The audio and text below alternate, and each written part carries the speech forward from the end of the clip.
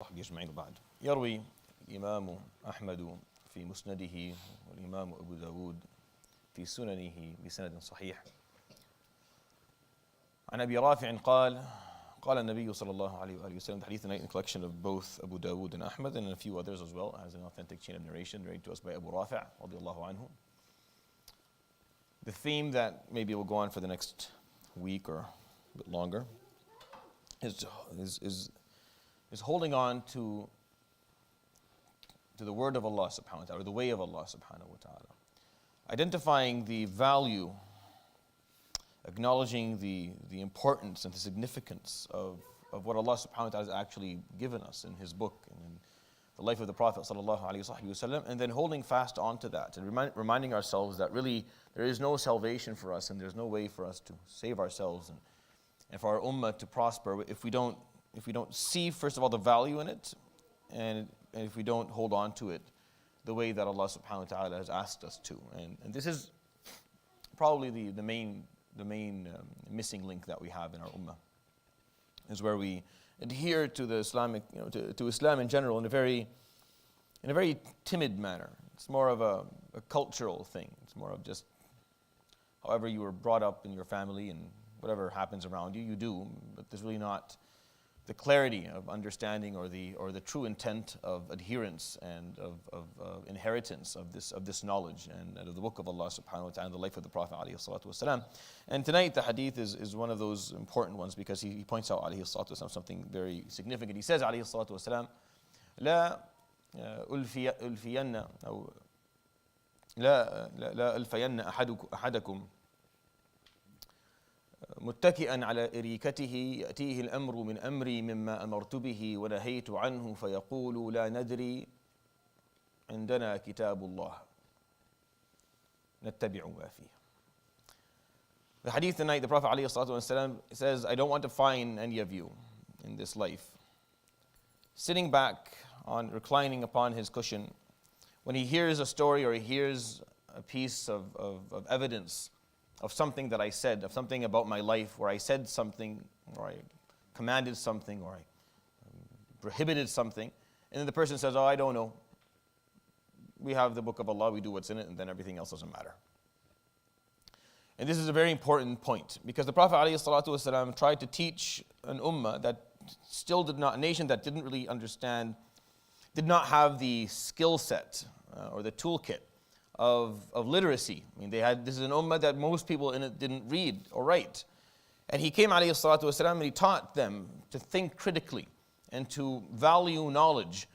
And the next step after that is to value evidence. Islam is a religion or is a faith that is built and based on evidence.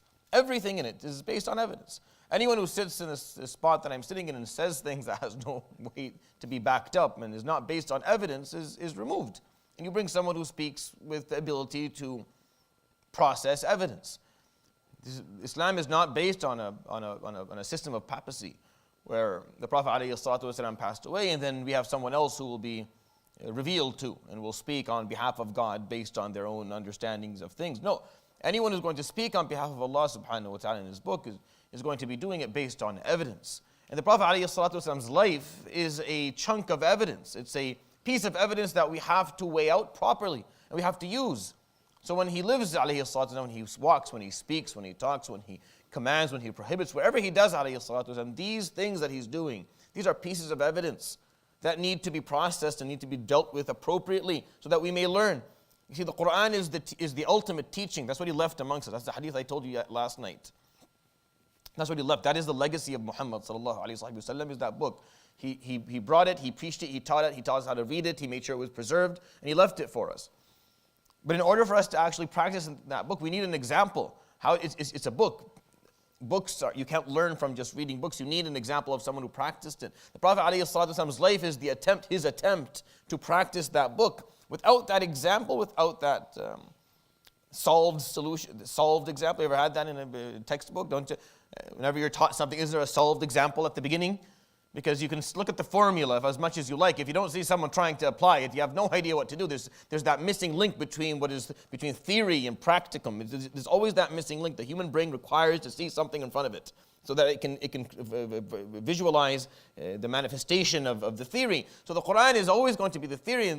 But who practiced it? I need someone ahead of me. I need someone in front of me practicing it so I can get a sense, the spirit and the attitude of how this is going to be practiced, which is what he did, sallallahu alaihi wasallam. So you cannot ignore that. You can't throw that away. That's insane. That is religious suicide. That's social. That's cultural suicide. For you to say that no, there's all is just the book. Yes, of course, the book is the ultimate piece of evidence, and it's what we defend and stand by. But the Prophet ﷺ lived a life. And he's the best person who practiced what was in that book. So we need to take it and learn it. And we have to process that evidence, and we have to respect it. And we have to use it for our advantage so that we learn from him, sallallahu alayhi wa sallam. And that's what we hold on to. We hold on dear to that book and the life of Muhammad, sallallahu alayhi wa sallam. يروي الإمام أبو داود في سننه والإمام أحمد في مسنده بسند صحيح عن أبي رافع قال النبي صلى الله عليه وسلم لا ألفين أحدكم متكئا على أريكته يأتيه الأمر من أمري مما أمرت به ونهيت عنه فيقول لا ندري بيننا كتاب الله نتبع ما فيه صدق رسول الله صلى الله عليه وآله وسلم سبحانك اللهم وبحمدك أشهد أن لا إله إلا أنت أستغفرك وأتوب إليك وصلى الله وسلم وبارك على نبينا محمد وعلى آله وصحبه أجمعين. Inshallah we pray sunnah